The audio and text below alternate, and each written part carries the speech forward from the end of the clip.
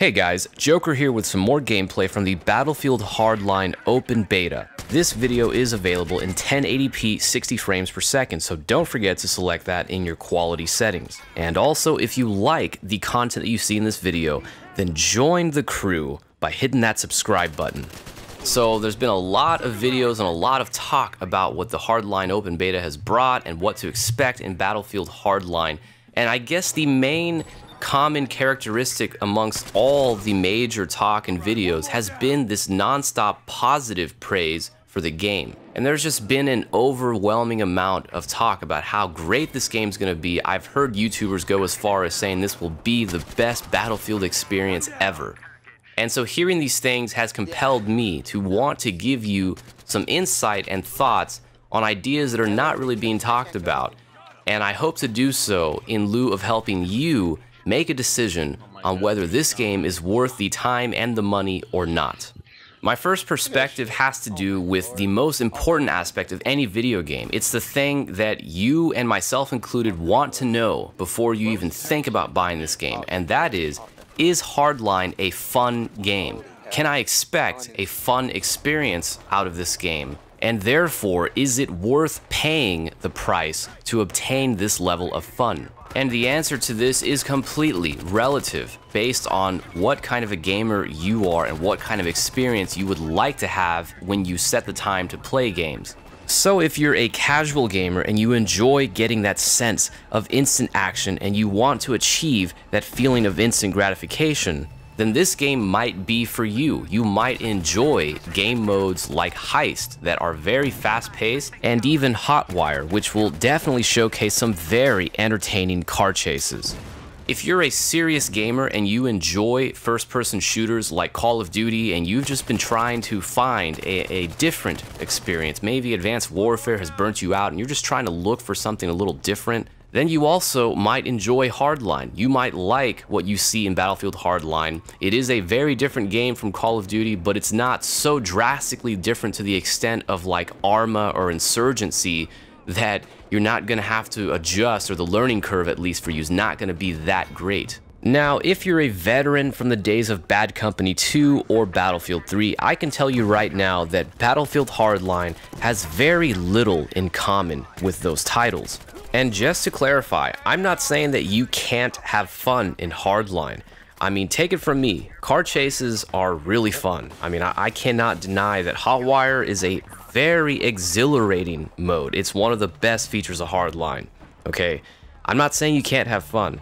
What I am saying, though, is that if your expectation is to play the next Battlefield title and see if it's on par with what you had in Battlefield 3 in terms of the immersion, the organic feel, the very raw tone that it had, or even Bad Company 2 with the level of destructibility, then you'll probably be let down. Nonetheless, it is very possible for you to experience some very great amounts of fun in this title. Now, does that level of fun match the $60 price tag? That's something that remains to be seen for me. And I'm somewhat leaning towards the point of view that this game is more around the $30 to $40 price range for the level of fun that you're getting out of that product. And so my answer as of now to the price question for Battlefield Hardline is that if you find the game for a $30 to $40 price tag, it's a definite must-own. I believe that that tier of price is a very appropriate one for this game in its current state. My next perspective has to do with the aesthetic and visual direction that Hardline has taken. I believe that Visceral has opted to go in a direction in an attempt to gain much more mainstream appeal and mainstream attention with this game, as opposed to just catering to the traditional core Battlefield community.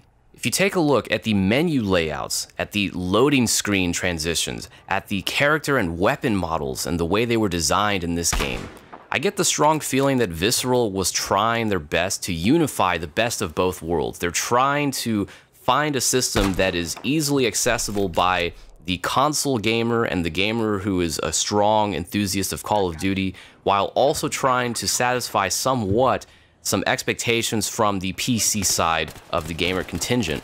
The problem that I'm finding here is that this direction that they've chosen is just, to me, very childish, very cheesy, very arcade style. I attribute part of this to the fact that Visceral is a very different studio from the way they were a few years back. And let me remind you that there was a lot of drama and a lot of fallout that took place in the past couple years in Visceral. There's a lot of developers that left. A lot of guys who were part of the core team that made Dead Space 1 and Dead Space 2 are just no longer there. And so Visceral is currently in a position where they're trying to make a name for themselves, as they have a lot of new programmers, new developers trying to rise up to the occasion. And they got this huge contract by EA to go ahead and make this Hardline game, so they're doing a good job. In terms of the build quality of the beta, let's give them credit where it's due. It's a solid experience. It doesn't have the glitches and the problems and all the crazy weird stuff and weird lag things that happen in Battlefield 4 and Battlefield 3. So I expect the game to be a complete game when it comes out.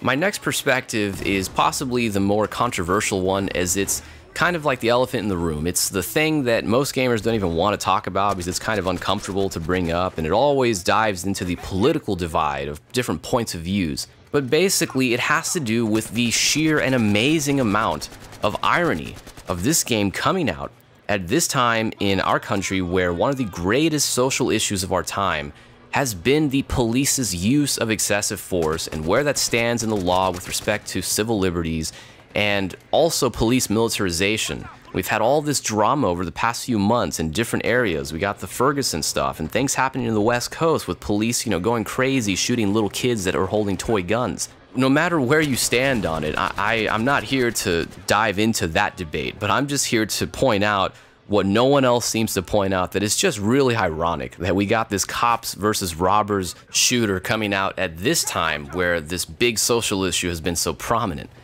And I'm also not saying that EA and Visceral set out to try and promote or glorify police militarization or promote police's superiority. None of that, okay? I know that EA, that they set out to make this game way, way before this issue became a huge one. Now, of course, EA can't really do anything or can't help what the media has to say about their products, but all that they can do is deal with the positioning and the timeline of this product.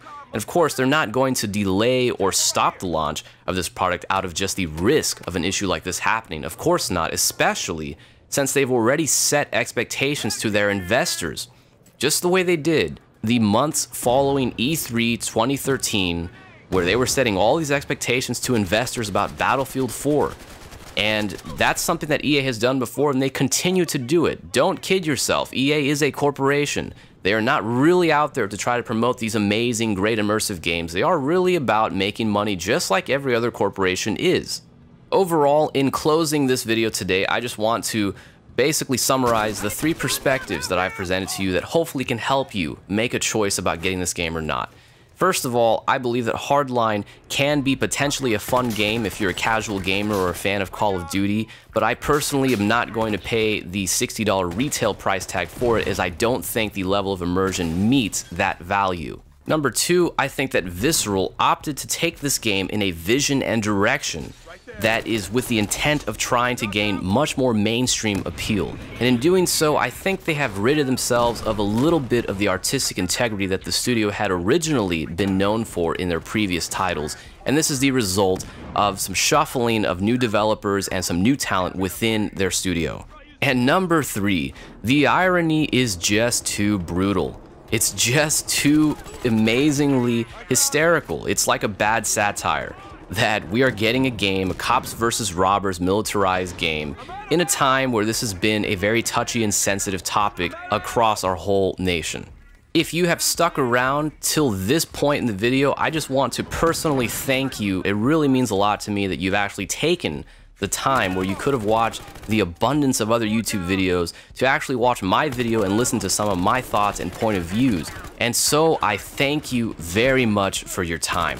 If you enjoyed this video today, then help me out by hitting that like button below. Thank you all for hanging out and watching. Take care, and I'll see you next time. Got one suspect at the subway.